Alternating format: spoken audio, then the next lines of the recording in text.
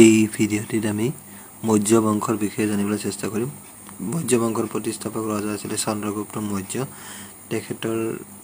তেখেতে ৰজা হোৱাৰ সময়ত প্ৰধানমন্ত্ৰী আছিল চাণক্য বা কৌটিল্য। ৰাজধানী আছিল পাটলিপুত্ৰ। তেখেতে চন্দ্ৰগুপ্ত মৌৰ্যই ধৰ্ম লৈছিলে, জৈন ধৰ্ম লৈছিলে। চন্দ্ৰগুপ্ত মৌৰ্যৰ পুত্ৰৰ নাম হ'ল বিন্দুসাৰ। তেখেতে সাগৰ নামৰ অভিলেখত যিটো তাম্ৰত বনোৱা আছিলে, তাতে সেই সময়ত পৰা আকালৰ বিষয়ে লিখা আছে। চন্দ্ৰগুপ্ত মৌৰ্যই ভদ্ৰবাহুৰ নেতৃত্বত চন্লেখনা বিধি, যিটো জৈন ধৰ্মত চন্লেখনা বিধি আছে, যাৰ দ্বাৰা প্ৰাণ ত্যাগ কৰা হয়। 298 BC তেখেতে প্ৰাণ ত্যাগ কৰে। ঠাই আছিল কৰ্ণাটকৰ শ্ৰৱণবেলগোলাত।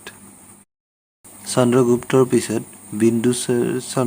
পিছত পুত্ৰ বিন্দুসাৰ ৰজা হোৱাৰ সময়ত ইৰাণৰ ৰাজদূত ইৰাণৰ ৰাজদূত আছিলে ডামাইকাছ। তেখেত ভাৰতলৈ আহিছিলে।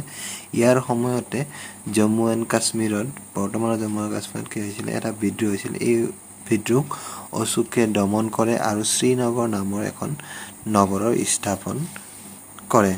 অশোকে 269 BC ৰজা হয় বা ৰাজ্যাভিষেক কৰা হয়।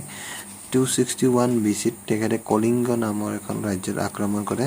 অশোকৰ দুটা ল'ৰা ছোৱালী আছিলে। তেখেতক বৌদ্ধ ধৰ্মৰ প্ৰচাৰ কৰিবলৈ কলৈ পঠাইছিলে? শ্ৰীলংকালৈ পঠাইছিলে। অশোকৰ যাত্ৰাসমূহক ধম যাত্ৰা বুলি কোৱা হয়।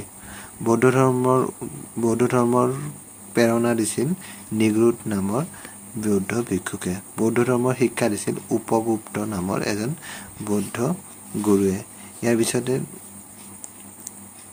অশোকৰ ল'ৰা আৰু ছোৱালীৰ নাম হ'ল মহেন্দ্ৰ আৰু ছোৱালীৰ নাম হ'ল সংঘমিত্ৰা। অশোকে 10 বছৰ বোধগয়াত আৰু 20 বছৰ লুম্বিনীত কটায়।